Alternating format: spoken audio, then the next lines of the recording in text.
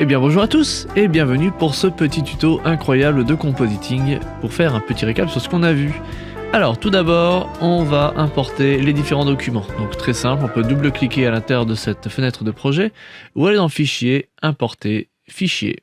À ce moment-là on récupère déjà les images fixes, on fait importer. Dans un second temps on va importer les séquences d'images, par exemple la mouette. Je prends la mouette, je sélectionne la première image. Elles sont un peu dans le désordre, je suis désolé, je ne sais pas pourquoi. C'est pas très grave, on prend n'importe laquelle même. On coche bien séquence PNG ici, on fait importer. Vous voyez qu'elle est ici, c'est parfait. Elle est, comme vous voyez, beaucoup trop rapide. Du coup, étant donné qu'elle est trop rapide, on va faire une chose très simple, on va interpréter le métrage. Donc je mets pause, je vais faire un clic droit ici sur la fenêtre de projet, sur la ressource. Interpréter un métrage principal. Je vais conformer non pas à 30, mais à 12 images par seconde.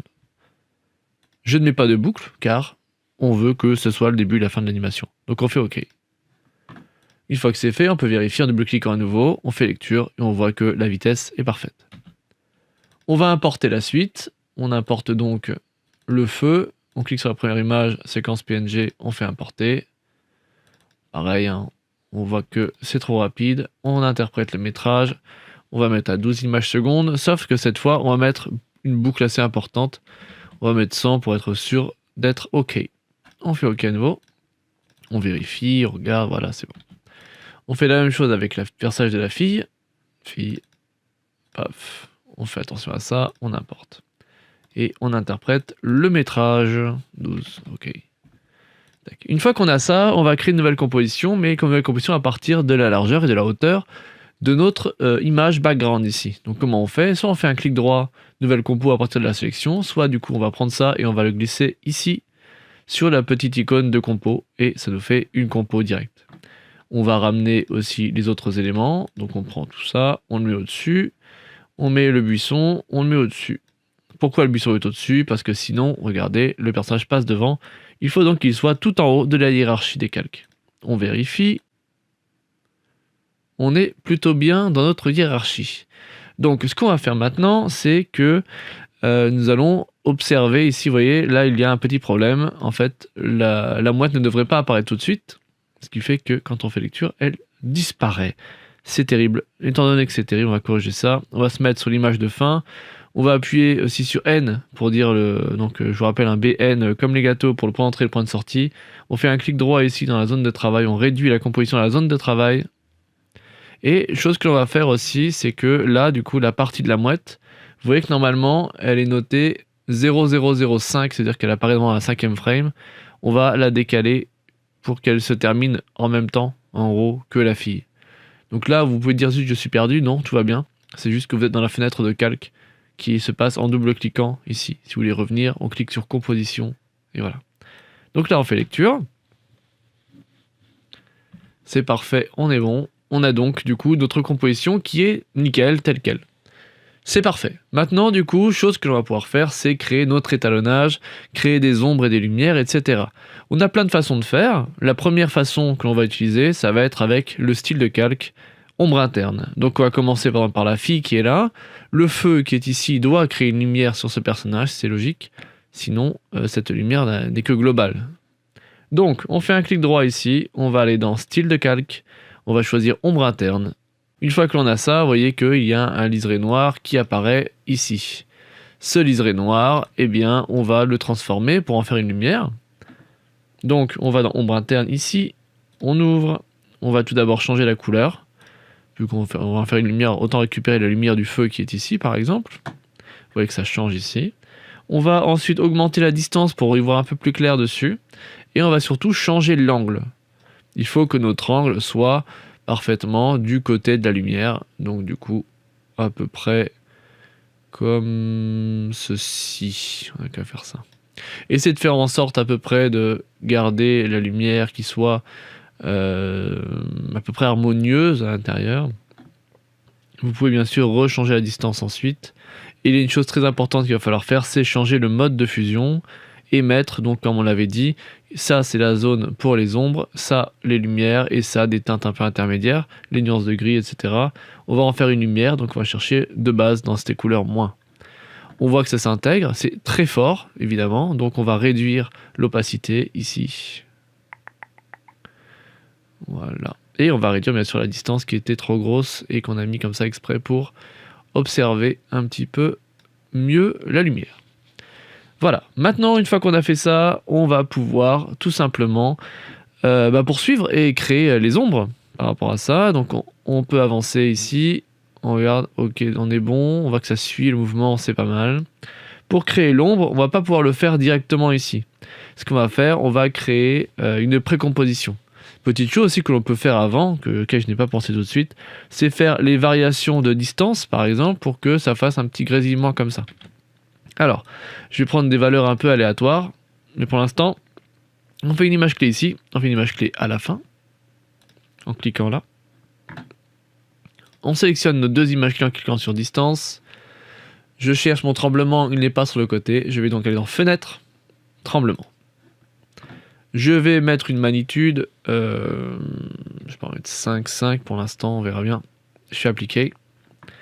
Je fais lecture. Et vous voyez que ça bouge un petit peu dessus. Donc pas besoin que ça bouge énormément, hein, dans tous les cas. Voilà, on a ça. Peut-être, ceci dit, qu'on devrait mettre une fréquence un peu plus élevée. Mettre en 8 par exemple. Voilà, comme ça on a moins cette impression ici. Je pense même qu'on peut réduire un peu la magnitude en vrai. Faut que ça reste très subtil. Un effet est bon quand il ne se voit presque pas. Ce qu'on peut faire aussi, c'est rajouter peut-être un peu de taille ici pour mettre un peu de flou. Il y a certains endroits qui sont un peu dérangeants, comme ici et là. Mais là, du coup, voilà. On va dire que c'est pas mal. Vous pouvez prendre bien sûr les valeurs que vous voulez. Voilà, maintenant que l'on a fabriqué du coup notre lumière ici, on va pouvoir s'occuper de l'ombre. Donc comment faire ? On ne peut pas faire deux styles de calque sur le même calque, du coup on va pas tout de suite faire une ombre interne. Si je le fais regarder, ça annule ce qu'on a fait. Donc ce qu'on va faire, c'est qu'on va créer une précomposition. Donc un petit clic droit, précomposition. On va non pas tout laisser dans la composition BG, on va transférer tout dans la nouvelle composition. On va renommer ça. D'ailleurs, je me suis trompé de calque, c'est la fille, pardon, qu'il faut faire. Donc, précomposition.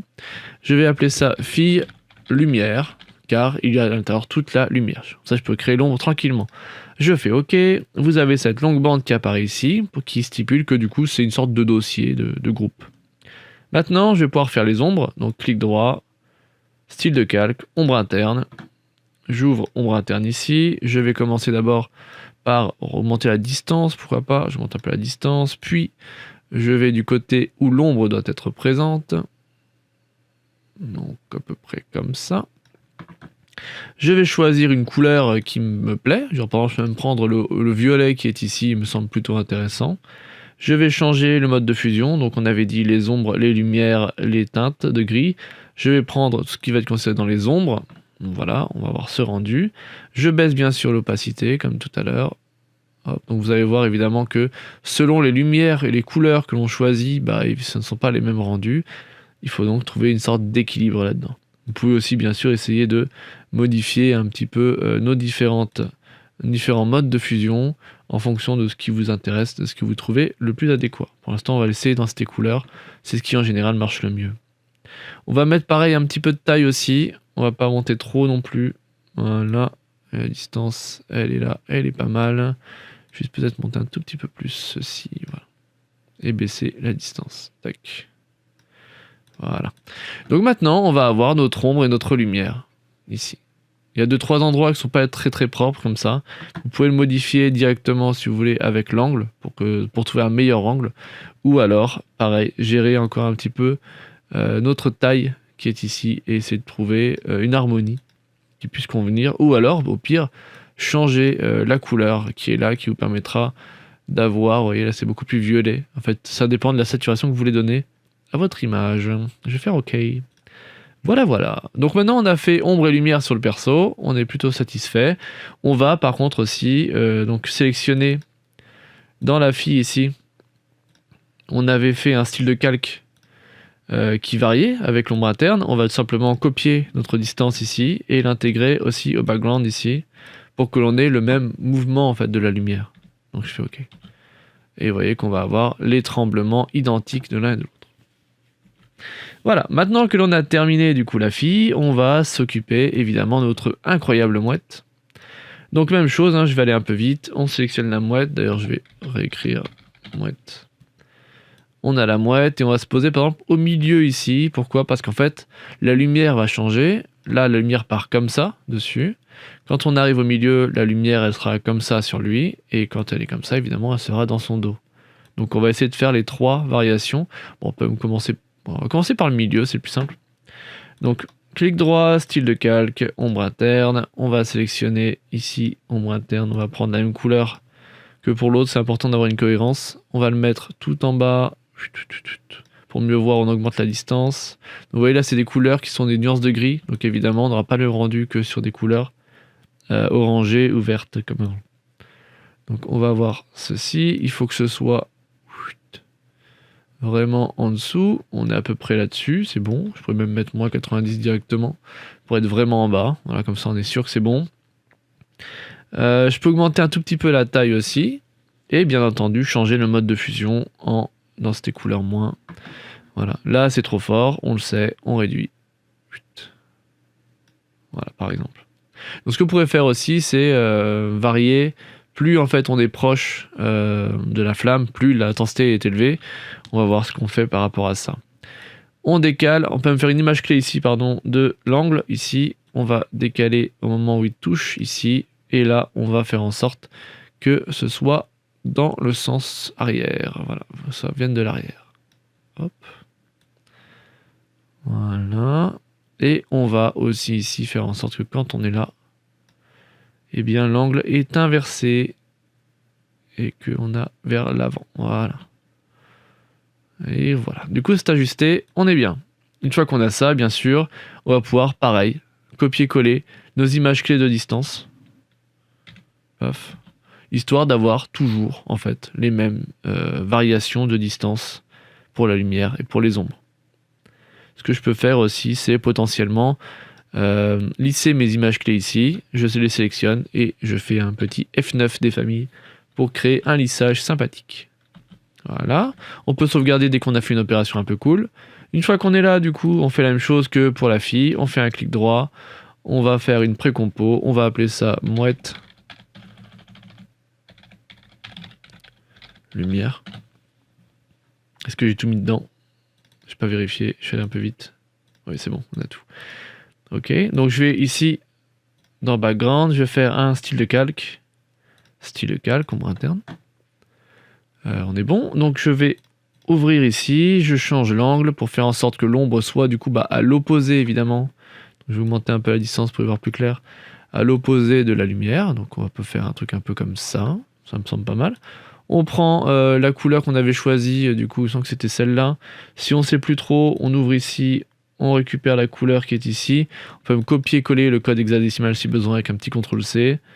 Comme ça, on a une harmonie colorimétrique qui est toujours bien à prendre. On change le mode de fusion, c'est une ombre, donc du coup densité couleur plus. Je vais ici modifier l'opacité pour que ce soit pas trop fort. Je vais peut-être aussi réduire un petit peu la distance, on est bien. Et ma taille, bon je peux laisser presque comme ça, au final ça ne changeait pas grand chose. Je vais donc ensuite sur ma distance, je tiens appuyé ici, je colle. Ça ne marche pas, j'ai pas sélectionné avant ma petite distance. Donc je prends ma distance ici, je copie. Je prends celle-là, je colle. Et du coup, vous allez avoir voilà, les vibrations de la lumière et de l'ombre identiques ici. Voilà, une fois qu'on a ça, du coup, bon, on se rend compte déjà que, évidemment, on a ajouté des ombres et des lumières, ce qui fait qu'on a rendu un peu différent. Maintenant, ce qu'on peut faire à la rigueur, c'est que je vais créer une autre composition qui va s'appeler original. Si je sais encore écrire. Hop, original. Et je vais faire OK. Et je vais y intégrer tous mes éléments. Voilà. Toc, toc, toc. Voilà. Comme ça, on va avoir un repère pour identifier assez facilement comment c'était avant, comment c'est maintenant. Donc je prends BG, je vais prendre mon original, limite je la mets tout en haut, hop, et du coup on voit, on va plutôt mettre tout à l'écran, voilà, on a ça actuellement, on avait ça avant, voilà, on se rend compte du coup qu'on a quelque chose de beaucoup moins plat. Donc on a plein d'autres choses que l'on peut faire. Première chose qu'on peut faire potentiellement, c'est la lumière sur ceci, là, sur le petit feu de camp. Donc comment on va faire? Il y a plein de façons de le faire. Là on va faire une strat avec l'outil plume. On enlève les contours évidemment sans ça faire un petit liseré. On va récupérer une couleur qui va correspondre à la lumière. Donc on peut prendre, je vais prendre un jaune plutôt cette fois. On va faire le bord. Ce que je peux faire aussi, c'est que je peux décider, en cliquant sur fond, ici, de baisser un tout petit peu l'opacité. Comme ça, directement, en fait, je peux quand même voir ce qu'il y a en dessous. Voilà. Bon, je le fais un peu vite, mais globalement, il faudrait le faire plus appliqué sur les différentes zones où la lumière va apparaître. Je vais zoomer un petit peu quand même. Hop, hop, hop. Voilà.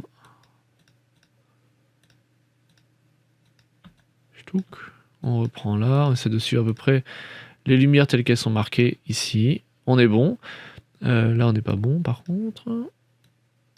Hop, je casse le bézier. Et je vais ici. Super. Là, je descends un peu. Voilà. J'ai dit que j'allais faire vite, mais au final, j'ai du mal à faire trop vite. Ce qu'on peut ajouter aussi, c'est que, vu que c'est un calque de forme, je vais pouvoir ajouter un autre ici calque de forme. Il faut juste que le calque soit sélectionné. Et en fait, je vais créer un calque qui est à l'intérieur de ce calque de forme qui va me permettre du coup de sélectionner les zones plus indépendamment. Tac, tac, tac, je prends ça. Ok. Je vais là. Là aussi, j'ai un petit caillou. Je vais aussi le faire. Et lui aussi. Car la lumière se reflète partout. Voilà. Donc là, on est à peu près bon pour ça. Une fois qu'on a ça, on va renommer ici lumière caillou ou lumière sol, j'aurais pu faire, mais peu importe. Là ici, j'aurais voulu changer le mode de fusion, mais malheureusement, il n'apparaît pas. Donc comme il n'apparaît pas, il faut cliquer ici sur la petite icône en bas à gauche, la deuxième, qui fait apparaître les modes de fusion. Je clique dessus. Là, du coup, on sait qu'on veut rajouter de la lumière. Donc je vais dans cette famille-là, dans cette couleur moins. Je vois que c'est beaucoup trop fort, évidemment. Je baisse l'opacité pour que ce soit assez diffus et élégant. Voilà. Je vois aussi que j'ai des liserés vraiment trop forts. Comment guérir ça? On va juste faire un petit flou. Donc on sélectionne le calque. On va dans Effet, on va dans Netteté. On va chercher flou encadré accéléré parce qu'il est assez léger. Et je peux augmenter ici ma valeur de flou. Ce qui est intéressant, c'est que je peux la varier un peu comme je veux. Donc voilà, ça peut être très pratique. Donc avant, après, vous voyez que c'est pas énorme. Mais ce que ça va permettre de faire, c'est que ça va permettre d'ajouter un tremblement d'image clé sur notre opacité afin de pouvoir créer cette idée un peu du tremblement de la lumière. Donc je mets une image clé ici dans l'opacité au tout début, j'en mets une à la toute fin, comme d'hab. Je sélectionne opacité pour sélectionner les deux images clés d'opacité. Tremblement est là, je fais appliquer. Sauf si je ne sais pas cliquer, c'est bon, hop. Et du coup, j'ai mon résultat. Pas très probant. Je vais augmenter un peu la valeur de l'opacité au départ. Voilà, je réessaye. Donc, on voit rien. Bon, du coup, ça signifie qu'il faut que j'augmente ma magnitude. Voilà, c'est un peu fort. Hop, promis, je ne serai pas trop tatillon pour qu'on n'aille pas trop lentement. Mais un peu quand même, parce qu'on ne se refait pas. 10. Voilà, c'est pas assez, hein. 12. Voilà, au moins on voit un petit peu le résultat. Ouais, si, on voit quand même. Ok, c'est cool. C'est assez discret, c'est bien.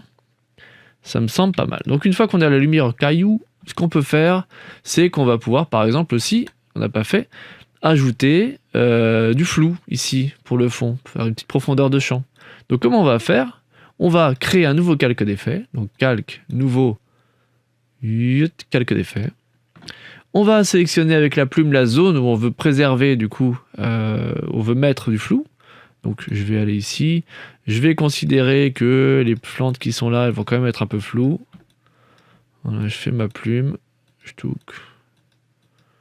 Ok, donc je vais prendre sélectionner le haut parce que c'est le haut que je veux qu'il soit flou. Je sélectionne ça. Évidemment, pour l'instant, il ne se passe rien.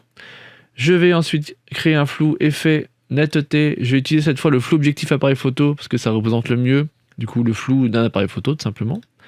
Je clique ici, je vais mettre une valeur potentiellement de 8. Et évidemment, là, voilà, ça passe sur tout. Donc en fait, tout est flou au-dessus. Pour changer ça, alors, je vais le renommer flou BG. Je vais glisser flou BG juste au-dessus de BG. Hop, et vous voyez du coup qu'on a le flou. Si on zoome, on va se rendre compte qu'il y a des choses un peu immondes, comme ça. Donc ça, c'est très simple. On va juste aller dans masque ici, masque 1, et augmenter le contour progressif du masque afin que ce soit diffus. Et voilà, quand on a fait ça, on sauvegarde. Peut-être un peu fort d'ailleurs. Voilà, on va dire qu'on est bon. Tac, on a du flou tout au fond. Maintenant, les prochaines étapes que l'on va pouvoir faire, il y a plein de choses qu'on peut faire évidemment. On peut imaginer une sorte de lumière globale ici. Donc très simple, on prend l'outil ellipse. On va considérer qu'il y a une lumière sur le sol, un peu comme ça. Hop. On va du coup évidemment changer le mode de fusion de lumière. Hop. On va baisser notre opacité. Voilà, on va la mettre en dessous par contre, parce qu'il faut qu'elle soit quand même très basse. Donc on va la mettre au-dessus du flou, malgré tout. Et on va baisser l'opacité à foison. Ok. Voilà. Pareil, on peut rajouter un petit flou, si besoin. Netteté, flou au cadre accéléré. Hop. On vérifie avant-après. Voilà, c'est plus clair, c'est bien. Ce que je peux faire aussi, vu que c'est une lumière un peu intermédiaire, je peux peut-être aussi aller voir du côté ici des différentes luminosités, ça me paraît mieux d'ailleurs. Genre lumière linéaire semble plutôt répondre à ma demande. La lumière douce c'est un peu trop douce. Voilà, je vais suivre mon instinct premier. Voilà, c'est ok, on a ça. Chose que l'on peut faire évidemment, c'est faire le tremblement d'opacité. Donc on appuie ici, on fait nos images clés, à début fin, hop, et on applique la même chose qu'avant. Et du coup, normalement, on va avoir des petites variations. Voilà, c'est très subtil, mais il y en a. Donc là, on met que des lumières, mais évidemment, on peut aussi penser à mettre des ombres. Donc, par exemple, pour les cailloux qui sont ici, on peut prendre la plume, on peut récupérer le fameux violet qui nous avait servi tout à l'heure. Un peu plus clair. Hop. On va faire, du coup... on va aller sur nos zones d'ombre. Donc là, comme ça, par exemple. Voilà. Et même imaginer, pourquoi pas, que l'ombre en fait aille même encore un peu plus loin. Voilà, on corrige s'il y a des fautes. On rajoute ici. Hop. Ok, on rajoute là. On zoome un peu. Ici aussi. Ok, on pourrait rajouter un peu là aussi.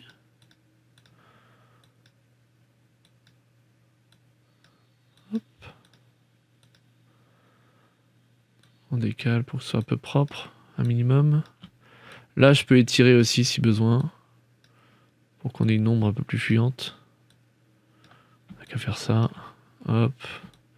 Je rajoute ici ensuite. Ok, et ici. Trop fort ça. Hop. Et voilà. Il y a plein de petits cailloux, mais on va pas les faire, car sinon ça prendrait trop de temps. Donc ici, je vais appeler ça ombre caillou. Je vais donc évidemment changer le mode de fusion pour choisir densité couleur plus. Je vais baisser l'opacité. Je vais également rajouter le flou. Voilà. C'est pas mal. Peut-être que je peux d'ailleurs changer aussi là.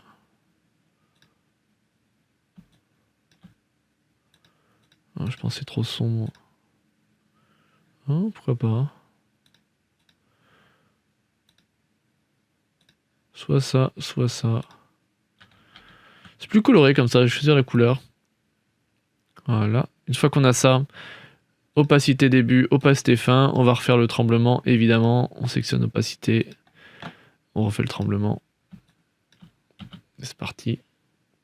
Donc évidemment, le tremblement est assez léger, c'est normal.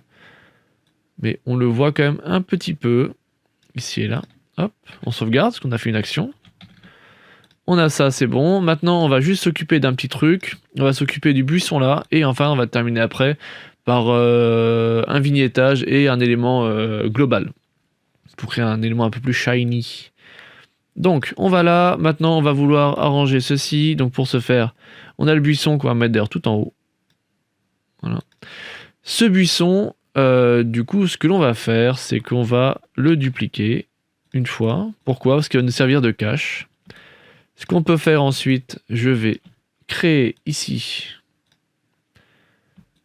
avec la couleur que j'utilise pour la lumière. Je suis OK. Et je vais faire à l'intérieur ici. Donc n'oubliez pas, avec Alt, on peut casser le bézier.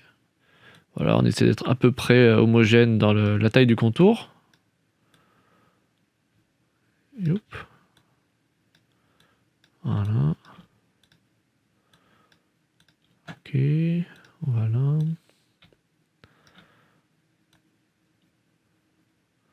Ah, j'ai un petit problème. Hop. Je poursuis ici, je casse. Ok. Je passe là, et ce que je vais faire maintenant, je vais pas aller vers le bas, mais je vais aller vers le haut, donc comme ceci. Et je ferme. Paf.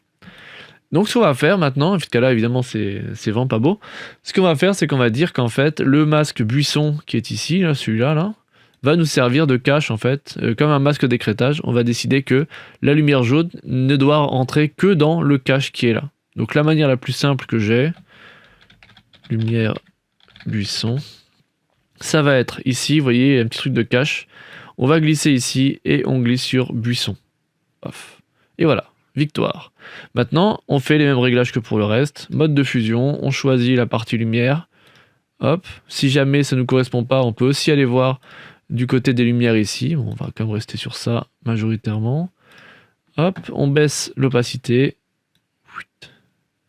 Et on essaie de trouver quelque chose d'à peu près OK. Une fois que ça c'est bon, bah du coup on fait comme pour le reste. On peut même copier-coller à la rigueur le flou encadré accéléré ou en créer un nouveau, hein, c'est la même chose, pour avoir quelque chose de plus diffus. Vous voyez, avant, après. Donc on est sur quelque chose de plutôt cool. Donc on sauvegarde, évidemment. Dès qu'on trouve ça plutôt pas mal, on doit sauvegarder, c'est important. Une fois qu'on est là, du coup, bah, il ne nous reste plus grand chose à faire. Enfin, il resterait énormément, mais on va dire qu'on n'a plus grand chose à faire. On va faire, donc comme dit, un petit vignettage et ensuite on va faire une lumière globale. Ou on va plutôt faire l'inverse. D'abord la lumière globale, puis le vignettage. Comment on va faire ça? C'est assez simple. On va tout d'abord créer un calque d'effet. Calque nouveau, calque d'effet. Je vais appeler ça global. Parce que ça va gérer tout ce qui est en dessous. Et je vais tout simplement lui appliquer un effet de flou. Alors on va mettre une valeur comme ça. En gros, ça va nous aider à créer un truc un peu glowy. Donc quelque chose qui est un peu diffus. Un peu des lueurs diffuses. Donc une fois qu'on a ça, ici on peut changer le mode de fusion. Et on va pouvoir choisir la famille que l'on veut. Donc si on choisit là, par exemple, ça va rendre quelque chose de plus sombre. Si on choisit dans cette famille, ça va rendre l'image plus claire. Si on choisit ici, ça va faire quelque chose d'un peu entre les deux. Donc je vais baisser l'opacité, par contre, parce que sinon c'est trop fort. Et ouais, ça commence à donner un petit côté un peu rêverie, un peu diffus, quoi. Mais on va plutôt choisir peut-être dans le premier ici, pour donner une atmosphère un peu plus nocturne. Voilà. On n'est pas trop mal. On peut bien sûr essayer un peu tout, hein, pour voir celle qui convient le mieux. Soit linéaire, soit couleur.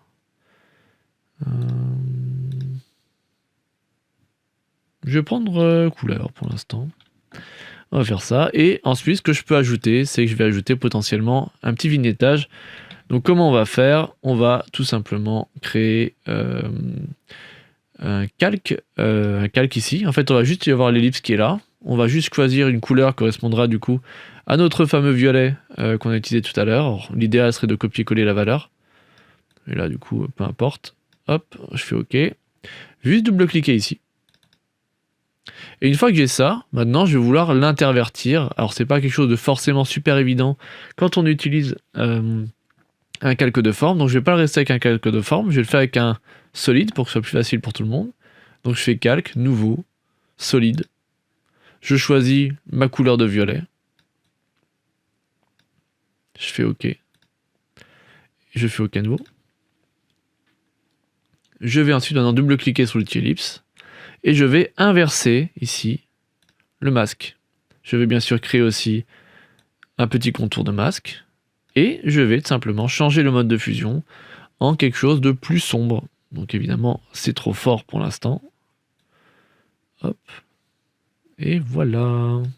Comme ça, je commence à avoir une atmosphère qui est un peu plus nocturne, un peu plus forte. Voilà. Alors, il y a encore des valeurs qui sont beaucoup trop fortes, qu'il faudrait atténuer. Mais dans l'idée, voilà, on est sur quelque chose de pas trop mal. Donc on était passé... Ah ouais, mon image originale est là. Hop. On était à la base avec ça. Et du coup, on crée une ambiance colorimétrique avec tous les changements. Et voilà, je crois que j'ai tout dit. Donc pour exporter, après, vous connaissez, composition, file d'attente media encoder, ou alors paramètres file d'attente de rendu, et on a gagné. Et voilà, merci beaucoup, bonne journée et à bientôt.